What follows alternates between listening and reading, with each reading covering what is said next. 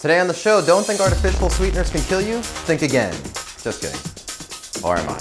Also, an awesome way to find companies who might be trying to follow you online. And finally, mosquitoes can get hit by rain and keep on coming to your sweet, sweet blood. That's a waste of research money. I'm James Papadopoulos, and this is TechSpank.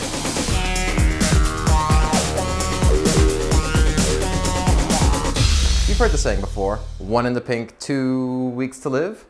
That can't be right. But anyway, since the 70s, scientists realized that high levels of saccharin, the stuff in Sweet and Low, caused bladder cancer in rats. But they were using insanely high levels of it, up to 1,000 times more than we would ever eat. And on top of that, it's been discovered that saccharin behaves differently in rats than in humans, and it's generally safe. So there really isn't anything to worry about, and you can totally have the pink stuff. The boys in blue, though, would love it if everyone still thought the pink stuff was dangerous. The taste that comes from NutraSweet brand sweetener, not saccharin. Not saccharin? Give me a break. So what about the blue stuff? Some critics say that using that could cause headaches, neurological disorders, and cancer. All things being equal, the science isn't really conclusive on that either. The fact of the matter is that we've been using these for years and years, and people don't know for sure if they're causing any health problems. It's mostly rumors from people who aren't scientists. And even the scientists are confused. For every one scientist that says it's dangerous, there's another one who says it's perfectly safe. So if there's any doubt for these things at all, why even bother using them in the first place? Did you know that every time you use a packet of Sweet and Low instead of 2 teaspoons of sugar, you can save 30 calories? Exactly, and you don't want to be a fatty, and sugar is the main cause of obesity. So, what's the best thing to do? Well, try to undo all the programming from being a kid and realize that things don't have to be that sweet in order for them to taste good. Like that's gonna happen. Just don't overdo it and go to the gym every once in a while. Okay, fatty? Up next, there's probably someone watching you right now, and it actually is as creepy as that sounds.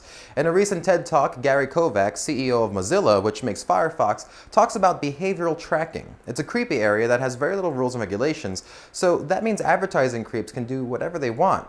So anytime you see a video, click a link, navigate to something, play a game, look for something in Google, or browse a shopping website, people are following you. So how can you tell what's going on? Well, Gary talks about a software plugin called Collusion. It lets you see in a creepy spiderweb type of graph exactly who's tracking your moves on the web. Like most of you, I actually start my day going online and checking email. I then go to a news site, look for some headlines, and in this particular case, I happen to like one of them on the merits of music literacy in schools, and I shared it over a social network.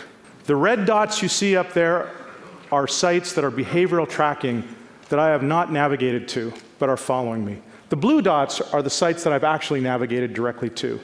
And the gray dots are sites that are also tracking me, but I have no idea who they are. You can download the Collusion plugin for Firefox and Chrome to see who wants the goods on you. Just knowing you're being followed isn't really the end of the story though. There's stuff you can do to make it harder for companies to follow you around. Make sure you turn on browser security settings to not allow cookies as easily. Using an ad blocker such as Chrome AdBlock or AdBlock on Safari can help too. Just because we're used to being treated like free data for advertisers doesn't mean we have to put up with this crap anymore. Finally, in a study that, to be honest, I have no idea why they did this, I really don't. Anyway, they wanted to see what effects rain had on mosquitoes, and it turns out they can keep on flying because of their low mass and strong exoskeleton. Great.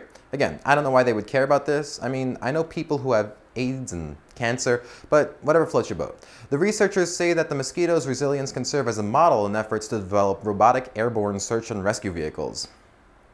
Right. They just wanted to throw water at mosquitoes and record it in super slow motion. And it looks cool. And I hate mosquitoes, so whatever, sounds good to me. Now, why can a mosquito take a water beating and keep on flying? Well, one of the researchers says it's kind of like punching a balloon. It won't pop because there's no resistance behind it to push back. I don't know if that's really a good metaphor. But hey, they also dropped water on birds. And look, there's this super helpful chart. Right, so to recap, mosquitoes can fly after being hit with rain. I don't know why they did the research, and that's that.